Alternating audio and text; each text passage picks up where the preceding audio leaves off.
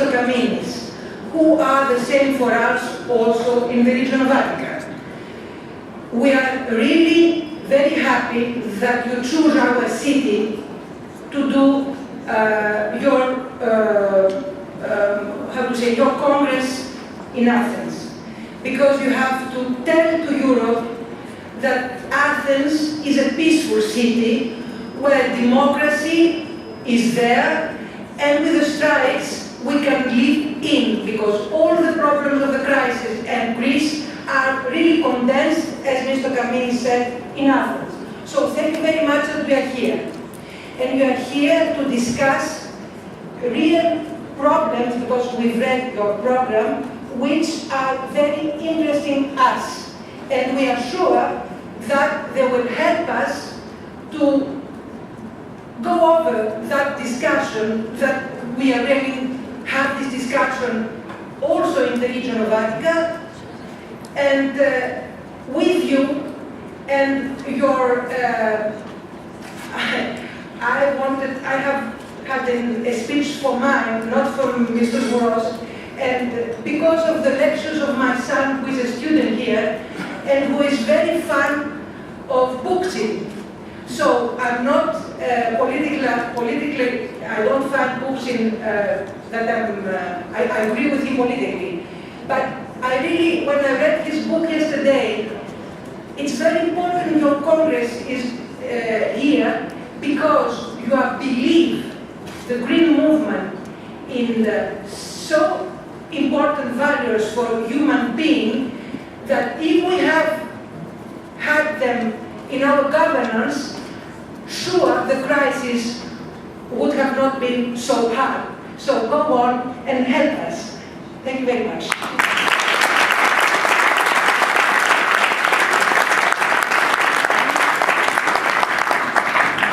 Thank you very much, and also we promise you that we take your message and take it all over Europe. We are here from many countries within Europe, and take it back how we were welcomed here warmly in Athens and really had a wonderful stay.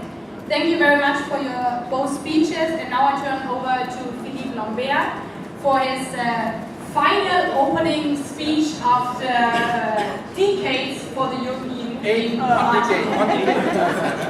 In just one.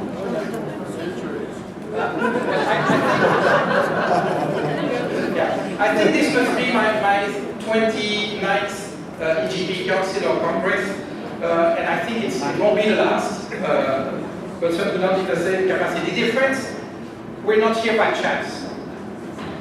It was a deliberate choice to come to Greece, because Greece is at the forefront of a struggle that I believe is somehow an image, maybe an extreme image of the struggle that we Europeans are all facing. Greece is indeed enduring hard times, and let me just tell you that as a human being, I cannot help but share the anger. Share the anger of the Greeks against those in Greece and outside of Greece who drove this beautiful country in the state where it is today. Yes, there's reason to be angered. Angered at clientelism that we've seen from the two major parties here in this country. Angered also at the ideological way structural reforms are being forced down the throat of this country. But we do not want this anger to turn into despair. We did not just come to Greece to shout with people. We came here because we believe that Greece deserves better. Greece can be successful. There is a future for Greece and for all its citizens. Just imagine, Greece is currently 100% dependent on oil and other imported energy sources. This country can become a net exporter of energy, which is probably going to be one of the scarcest commodities on the planet in the 21st century. A net exporter. Greece can lead Europe into transforming our agriculture. Greece can lead Europe in transforming our tourism industry. This is what Greece can bring to Europe amongst so many other things. And it's because we as Greens want to play our role into the transformation that we are here today. Now, this will come not by itself, and there's several conditions for that to happen. A, yes, we need political change. It's incredible that it is those precise political forces that have driven Greece to where it is today who are now at the government asked to clean the mess. How can we trust the same people who drove this country nuts to restore it to a sustainable path? We also need political change in Brussels, by the way, because la pensée unique, as we call it, orthodox economic thinking, which even now the IMF is criticizing, is still very much in force in Brussels. Yes, Greece, and not only Greece, my country, Belgium, and so many other European countries need profound reforms. But reforms that make our countries viable socially, environmentally, and because this is an instrument economically. We need these reforms to be credible. And obviously, the path that has been forced on Greece's throat is not delivering. But we also need any reforms for them to be accepted, to be just. I think that most Europeans recognize that we can not just be happy with status quo. That if Europe wants to thrive, we all need to change. And no one likes change, by the way. But in order to accept change, we must get the perception that those who have the broadest shoulders carry the largest part of the weight. And this is not the case today in Greece, nor in many places in Europe. And finally, for change to be accepted, it needs to be legitimate. No, we are not happy with change being dictated by bureaucrats, unelected people in Frankfurt or in Brussels, without being accountable to anyone. If we want changes to be accepted, they must be seen as being the product of a legitimate democratic process. We will not integrate Europe to make it a non-democracy. So this is why we are here today. The final ingredient that Greece will need, and I will just take as an example what happened in Germany after 1989, and we should rejoice that we had the first German Chancellor coming from the East speaking to the Parliament a couple of days ago. It was a bit more than 20 years ago that we finally started redefining Europe. But today, almost a generation later, the rebuilding of what used to be the German Democratic Republic is an effort that is still going on. We do not expect the transformation of Greece, of Spain, of Belgium, of any other country to happen overnight. It won't. It won't. So this is why we are here today, because we believe that there's hope for this country, there's hope for Europe, and we can be, as Greeks, part of that transformation. Now, I have to welcome you because despite those circumstances, we are all here. And for some of you, it was maybe a bit bumpy to get to this place. I want to give a special salute to those amongst us who come probably from the furthest away, the representatives of the Global Green Coordination.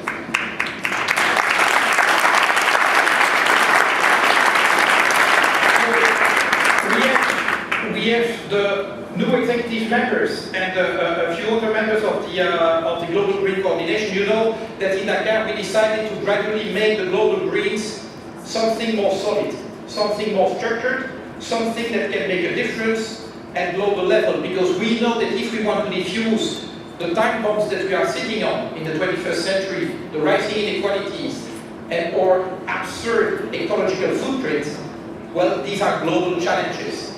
It's not just as if we are going to solve them just alone, we Europeans, even if we have such a significant responsibility in it. And I just want to stress one thing. Philippe, perhaps if we can see that. Yeah, well, maybe, well, if those representatives of the Global Greens can just stand up.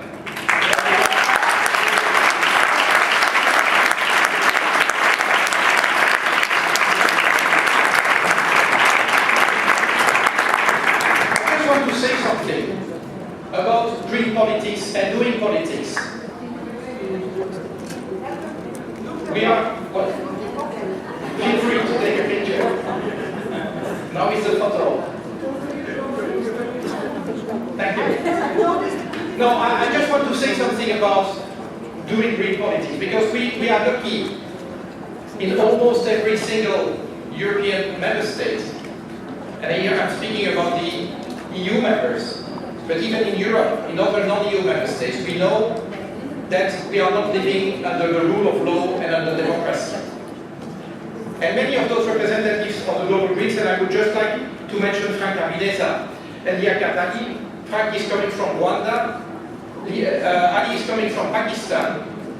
I do not need to describe you the political and the human rights situation in those countries.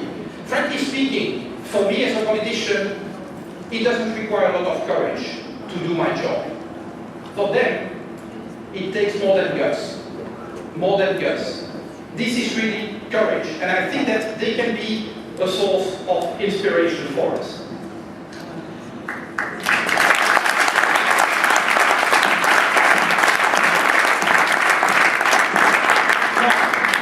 I will have one more chance to address you tomorrow about the challenges of the future. Let me just reflect, as I usually do, or Monica does, when we meet twice a year. Let us just reflect on how we did the last 6 months. And I would say, as for the semester before last, it's a mixed bag. It's a mixed bag. I must say that, well, to start with this country, we didn't succeed getting into parliament in a very difficult context, admittedly. We knew some other disappointing results in the Netherlands, as well as in the regional elections in Spain. And so, let's face it, we're far from being there. But also there's some good news coming from the last 6 months. And I will start, of course, with France. You know that you can be strong in parliament, but if you don't get good governments, your chance of making a difference is quite limited. Well, we and the French Greens succeeded in, well, recreating a red-green government in France. Now, you might question how red is this government. You might sometimes question how green it is. We know that the rapport de force is quite difficult and getting more difficult every day. But at least we are there. And we know that this is not the end of the road in France, but at least they succeeded to, for the first time ever, have a parliamentary rule in both houses of the French parliament. So I think that we can congratulate them.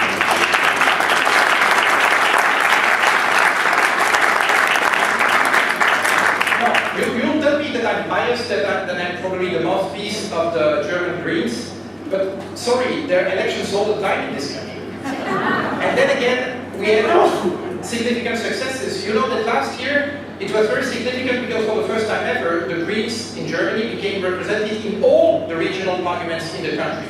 Well, there were 2 major elections since we last spoke, Nordrhein-Westfalen, correct, and Schleswig-Holstein. And then again, we managed significant progress in both, and we are part of the regional governments in those 2 regions. Just as an aside, you know, we had a controversy recently about the appointment of a board member of the European Central Bank. And the European Parliament resisted the nomination of yet another orthodox man. Right? And it pleases me to say that we are not just complaining. When we Greens are in a position to put women into key financial or economic positions, we do so. It's not in Schleswig-Holstein or in, is it? No. It's in Bremen and in Schleswig-Holstein, that the finance ministers are green finance ministers, and these are ladies. So when we have the choice, we make the difference. And I think it's really important to stress that.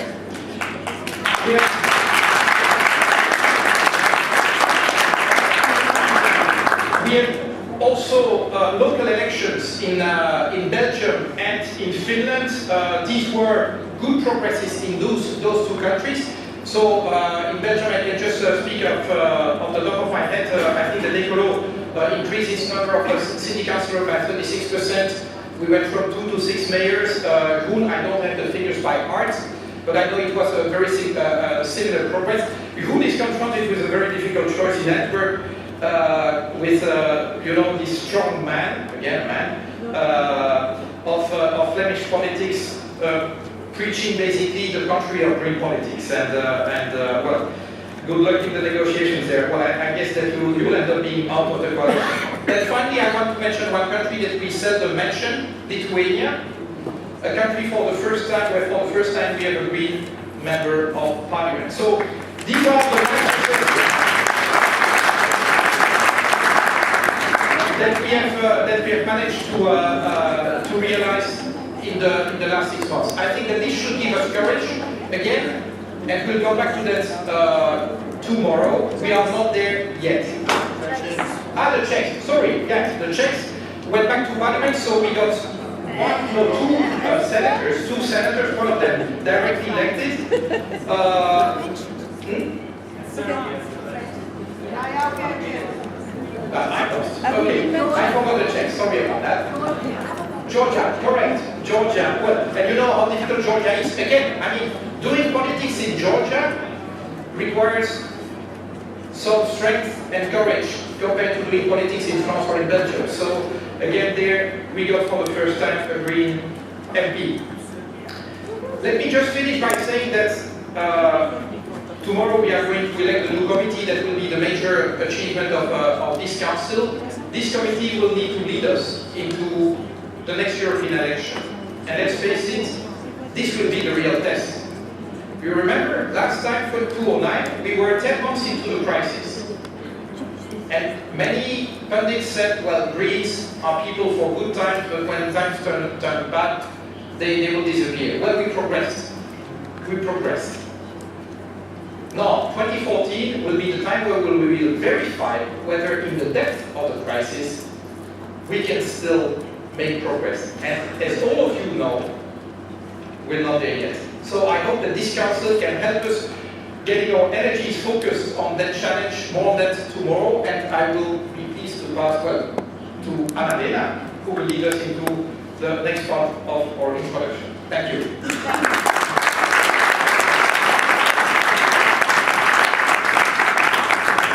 Thank you, Philippe. And those who couldn't understand Philippe, because of his English, not otherwise, they can go outside now to get headphones for Greek translation while listening to Rebecca Harms, our co-president of the Greek group in the European Parliament. Rebecca, please, the floor is yours. Thank you, Philippe. Thank you, Philippe. And I think for Philippe it's also a special moment. The farewell speech is going to come tomorrow. But I could feel that this meeting here in Athens means for you something very special. Dear Green friends, dear George, dear Anna from Attica, from the region of Attica, from the city of Athens, I would, before I speak about some green ideas around this council, I would like to say to you that I really start to understand what it means to be a politician also on the local and regional level in Greece. Because I think none of our mayors, wherever we have our green mayors, and we have some of them already across Europe, none of them ever has experienced a city suffering from one strike, general strike after the next. And the city we found here yesterday, arriving in Athens, the people working in this hotel for us and with us, I think all of them did a great job, and it was really a good choice to come to Athens and to see how this city is managed. Thank you for it.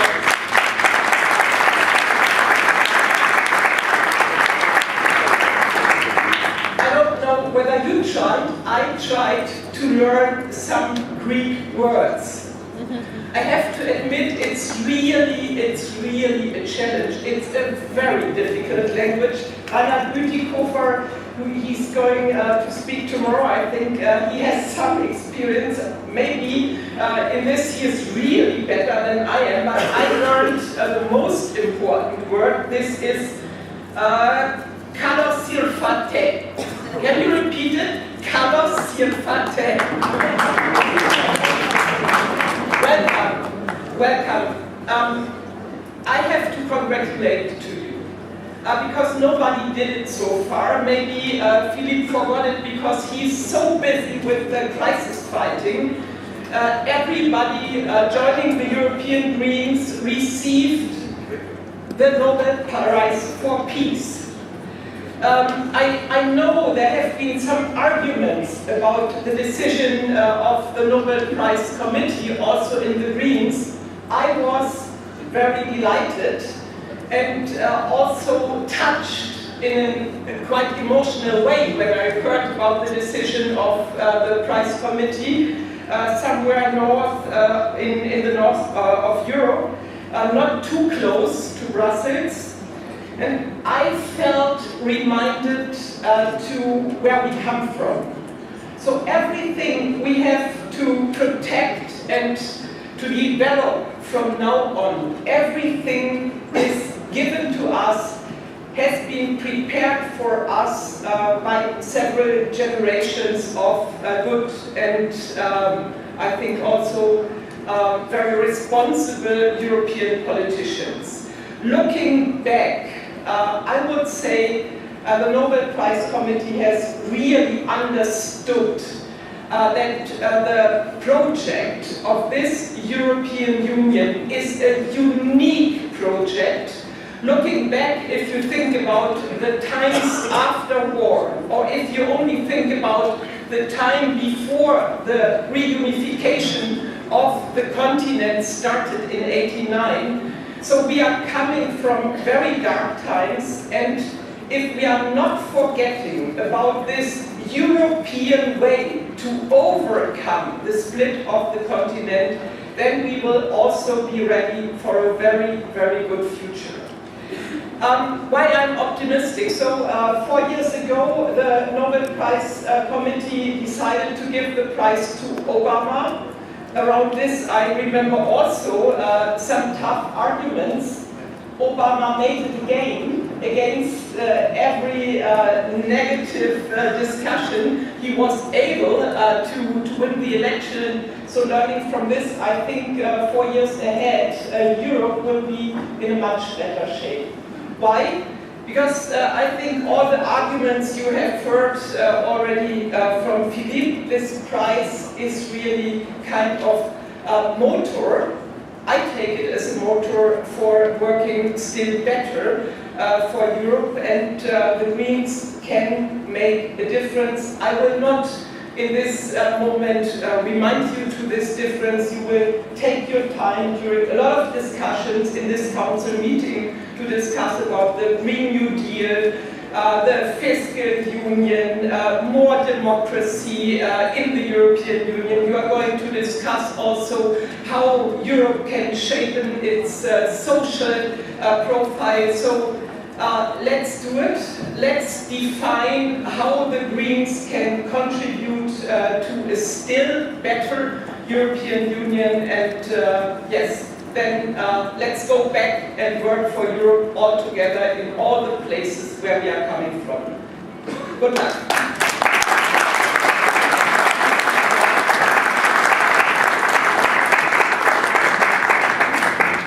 Thank you very much, Rebecca. And before we start the hard work, we welcome, or she welcomes us, Zoe Brondisi, the co-chair of the Green Greens here, and we thank you already very much for organizing all this for us and for our conference. Zoe, you have the word. Hello, thank you very much. Joining us in Athens, I want to welcome you sincerely for showing your true European solidarity to us. We want to show that Europe is a very strong player, and we, as a green political family, we keep together and we want to create the vision of a true united Europe, not only in economical terms but also in political terms, to forget about our nationalism, the nationalism that is growing again within Europe, and try to remember why Europe was initially created, share a vision and try to give hope to European citizens. Greece and the Greek citizens are now in a position that they have lost their trust to the political system, and they have lost their trust in the sense of common justice. And this is just pushing the Greek citizens to the opposite direction. It's pushing them towards fascism. We see every day incidents, events of fascism, and we truly believe that we as a Greek family, we can show the way out of the crisis by creating a common vision for Europe in the terms that, a Europe that really respects its principles about protecting the environment, its principles about the social cohesion, justice, having one common political identity. So I want to invite you all to work tough for this vision. We expect the next plenary to work on that, and I hope that we can find our way out of this crisis. Thank you very much.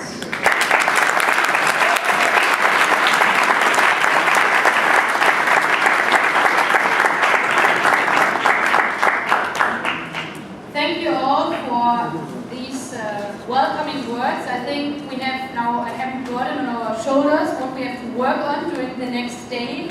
But there's light at the end of the tunnel. We heard that as well, because we are fighting together for a common and better Europe. And those who will be mainly responsible for that within the European Green Party are being elected tomorrow. And to give you a chance to know who this is going to be, because within the next 24 hours or within the next 12 hours, you should use a chance of have a chat with them, because there's also some competition going on between the people who want to be in the next committee. We would like to show you now the faces very briefly. So the office said already, this is the catwalk of the EGP now, so I hope everybody dressed up for that. I see already Monica has put on her colorful dress for today. So I will announce now the candidates for tomorrow. We won't give speeches. The speeches will be held tomorrow. Just stand up and say hi. So for female co-chair, there's a candidate, Monica Frassoni from Italy.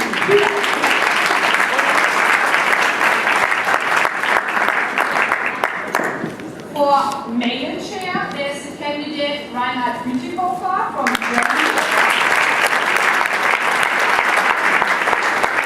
Also colorful with a green tie.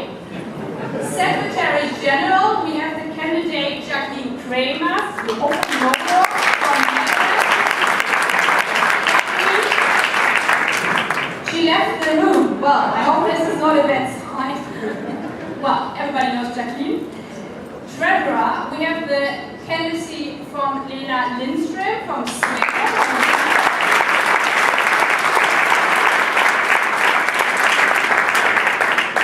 Now we come to committee members, most important job, that's why there's high competition on these posts.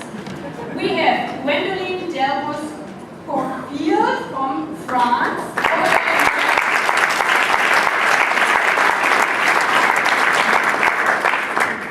We had Isabelle Dumont, but she withdrew, so you can delete her name from your list. Next is Steve Emmett, candidate from England and Wales.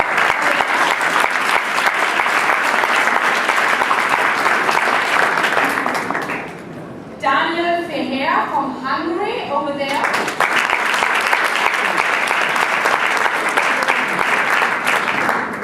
Mar Garcia Sanz from Spain, ICB.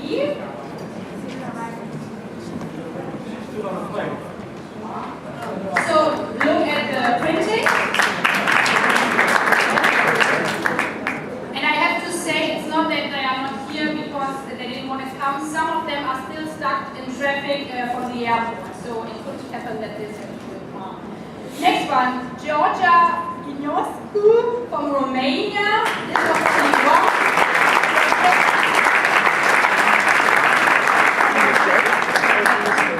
Georgetta, I'm sorry. Maria Kalipinio from Greece.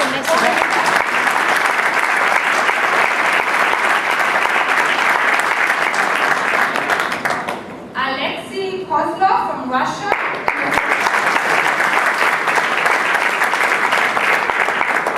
And now she made it. Mar from Spain over there.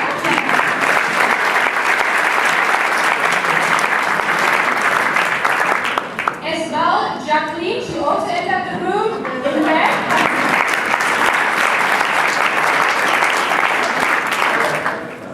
Back to the committee member candidates.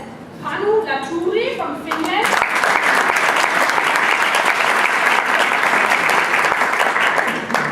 Saraswati Mathieu from Belgium.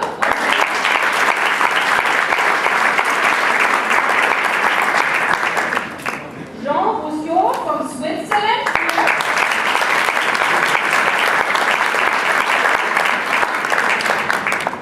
And Monika Warner from Austria.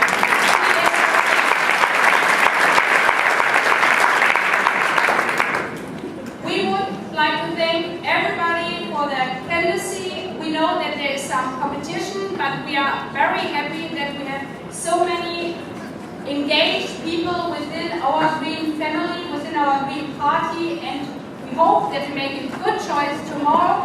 Please use the chance of speaking to them tomorrow morning. There's the e-coffee upstairs where you can make appointments with the candidate if you have a special question, and afterwards they give their presentation here in this room. This ends the beginning session for today, and we move over to coffee outside, and afterwards directly the debate on the future resolution. Thank you very much.